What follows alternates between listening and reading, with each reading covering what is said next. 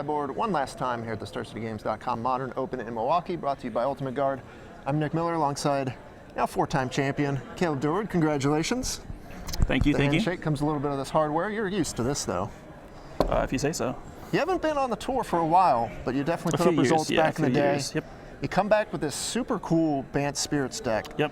Yeah, I've been focusing on streaming, and that's actually where I developed the Bant Spirits deck after the whole Mausoleum Wanderer, Spell Queller. After a whole bunch of new good spirits were printed, I was like, well, this Drogskull Captain card's pretty good, and so I messed around with a whole bunch of different brews on stream.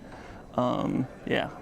My favorite part was I was getting ready to go to bed last night after day one, and I see that you're streaming, like some drafts. I'm doing a 365 days of streaming challenge. Okay. So even when I go to tournaments, I have to find a way to stream on both days of the tournament. So I went to GP Louisville, and I woke up at 5 in the morning both days to stream for a few hours before I went and played the tournament. Anyway, that's my life now. How'd you get the stream going last night? This is my life. I was hanging out with Greg O'Grintz. He'd let me stay at his place and use his laptop and stuff. And we had 4 or 5 people sitting around critiquing my picks and stuff. It was a good time. Yeah. So we're streaming at the night, we're streaming in the morning, we're playing Magic all day, all night.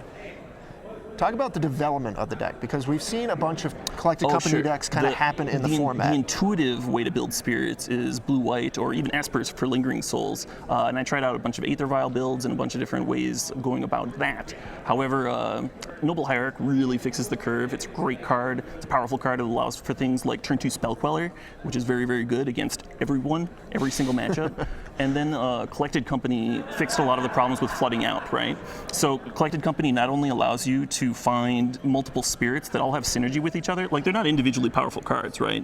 Like, Rattle Chains is not a powerful card, but if you combine the spirits like Selfless Spirit and Drogskull Captain, like, protect each other and things of that nature. So Collected Company was really good at that, and that was basically it. Yeah, right. Rattle Chains doesn't look great when you look at the modern format as a whole, but when you combine all these pieces, yeah, you had more disruption than people realized, and a fast clock. Exactly.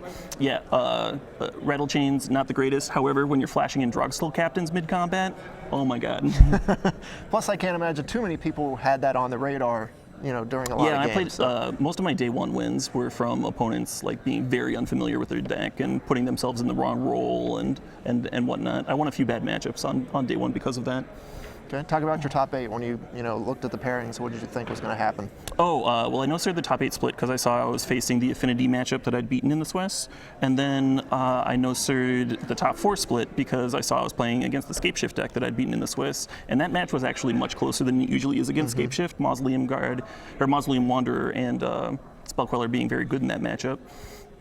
And Selfless Spirit protecting you from Anger of the Gods. It all just works really well in that matchup.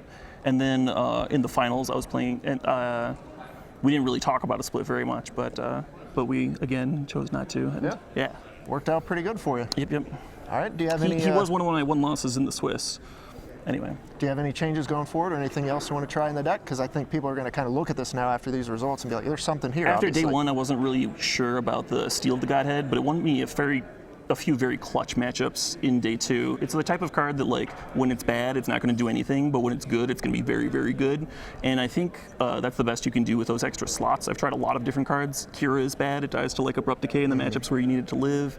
Vendilion Click isn't a spirit. There's just nothing. Anyway. All right, well, it looked pretty good. Congratulations one last time. Thank you. Going to hand it back over here to Ryan and Matthias, last time here in Milwaukee.